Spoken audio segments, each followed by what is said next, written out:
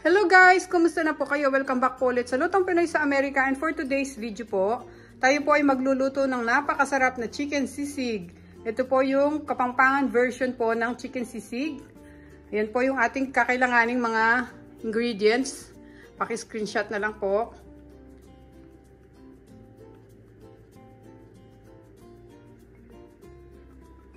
Ito pong additional ingredients natin.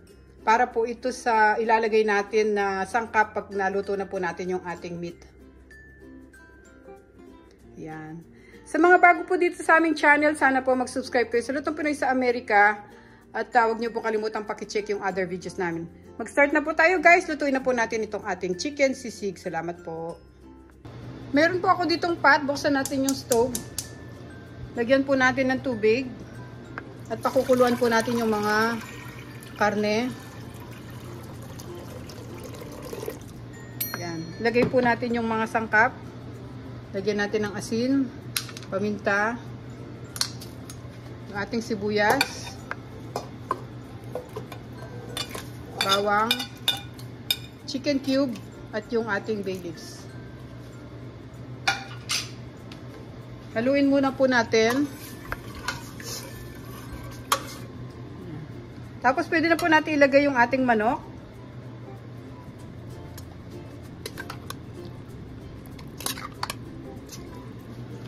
Then, isasabay ko na rin po yung ating balunan or yung chicken gizzard. Lagay natin sa gilid. Matagal po pakuluan ito eh. Yan, pagsabay-sabay na natin. Tapos mamaya na po natin pakuluan itong ating chicken liver. Lagyan po natin ng takip. At hintayin po natin lumambot yung ating mga karne. Okay guys, check na natin yung ating chicken. Palagay ko po yung manok okay na siya. Kasi madali lang naman pakuluan. Ito pinakuluan ko lang siya ng mga 15 minutes. Tapos yung gizzard natin hindi pa yan luto. Matigas pa sigurado yan. Aabot siguro ng mga 30 minutes or mahigit pa. So tanggalin muna natin ito laman ng manok.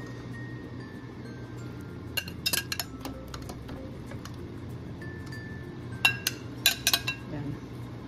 Hintayin pa natin maluto itong chicken gizzard. Balik po natin ulit yung takip. At hintayin natin lumambot yung chicken gizzard. Okay po, check na natin yung ating chicken gizzard kung malambot na siya.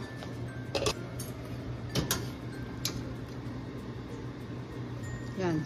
Malambot na po sila. Pwede na natin silang kunin.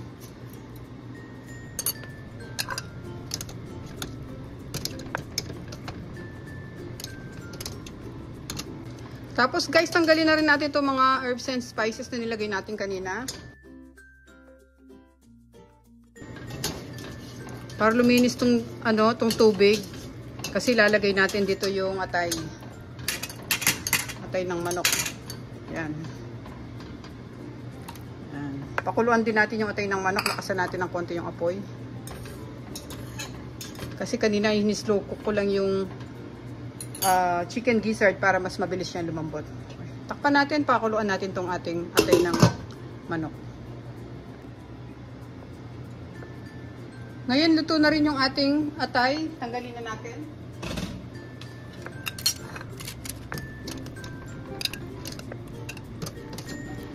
Guys, napalambot na natin yung atay at balunan. So, ito yung balunan natin. Nilagay ko sa barbecue stick kasi iihaw natin ito sa labas. Para magkaroon sila ng smoky flavor. Siyempre, hindi magiging authentic yung ating sisig kung di natin gagawin yon. So, itong ating atay, tuhog din natin. Kaya ako sila tinutuhog para hindi sila malaglag sa ating grill. Kasi syempre maliliit lang sila. Yan.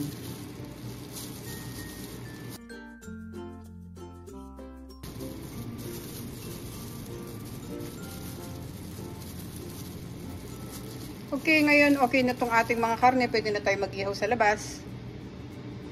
So, andito na po tayo sa labas. Buksan natin yung grill. Preheat muna natin. Okay, mainit na po yung grill natin. Pwede na natin ilagay yung ating mga karne. Meron ako ditong cooking spray guys. Pwede natin i-spray dito sa ating karne. Para hindi sila dumikit dito sa ating grill. Lagay muna natin.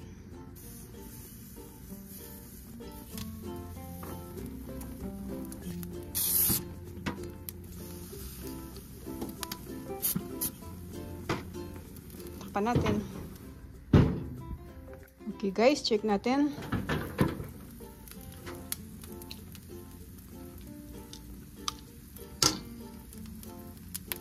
Pwede na natin silang baligtarin. Okay na yan. Hindi naman kailangan na lutong-luto sila kasi baka masunog.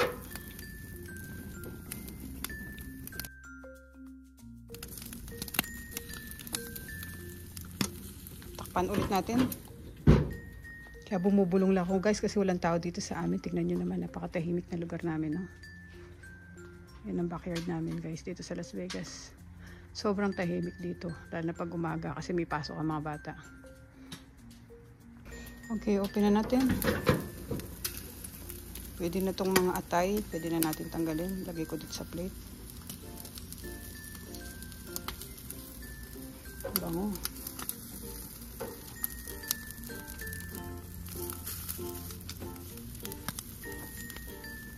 Palagay ko luto na sila. Pwede na natin silang tanggalin. Yan, okay na yan. No? Lagay natin dito sa plate. Maganda lang pag talagang nakatuhog. Hindi sila malalaglag sa grill. Kasi malawak ang spaces ng ating grill. Off na natin siya.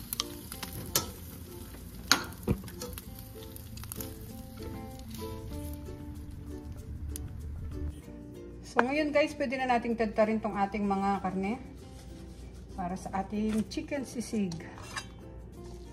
Unahin na natin itong laman.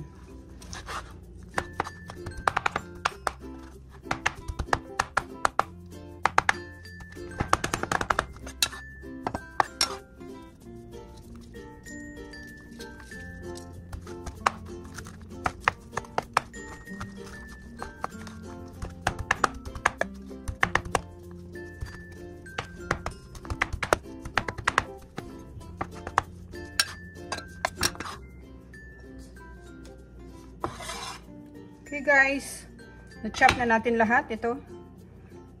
Yan, ganyan siya kadami. So, pwede na natin ilagay yung iba sangkap. Ngayon, lagay na natin yung ating soy sauce. Black ground pepper. Calamansi juice. Lagay natin sibuyas.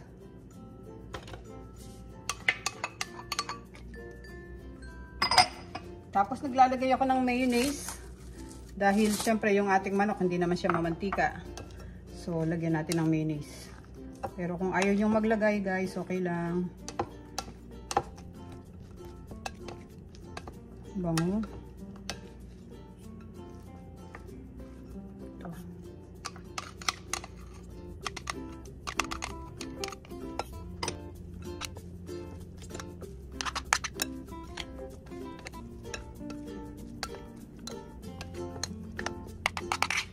Kung gusto nyo ng medyo healthy version na sisig, ito yung gayahin nyo. At saka nga pala guys, yung gamitin yung karne, huwag kayong gagamit ng chicken breast kasi yung chicken breast medyo dry. Gamitin nyo yung leg meat. Yung sa may legs niya, tanggalin nyo lang yung buto. Tapos yun ang gamitin nyo. Parang i-debone nyo lang siya. Ngayon lagay na natin yung ating sili.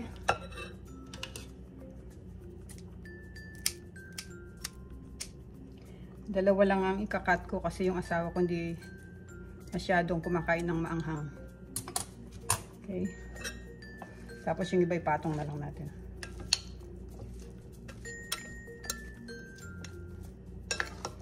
Yan. Sarap na yan guys. Okay. Tikman natin para malaman natin ano pa idadagdag natin.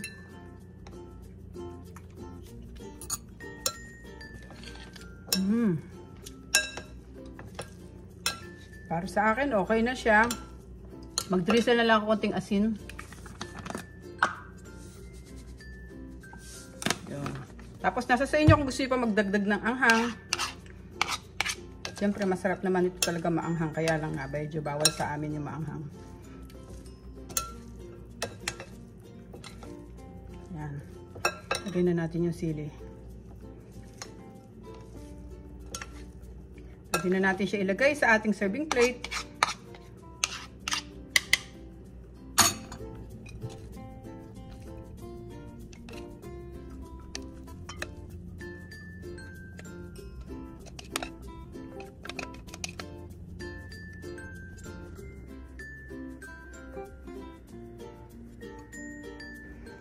Okay guys, ito na po yung ating recipe ng ating chicken sisig. Napakasarap po niyan guys. So, subukan nyo po. Kung gusto niyo ng healthy sisig, pwedeng-pwede po ito sa inyo. Maraming salamat po ulit sa panonood. Sana po mag-subscribe kayo sa Lutong Pinoy sa Amerika. At huwag niyo pong kalimutang i-check yung other videos namin guys. Marami po kami masasarap na recipe doon. Ingat po tayong lahat guys. God bless po. And salamat po sa Diyos. Panibagong araw na naman. At magkita-kita po tayo sa susunod po naming video. Salamat po guys.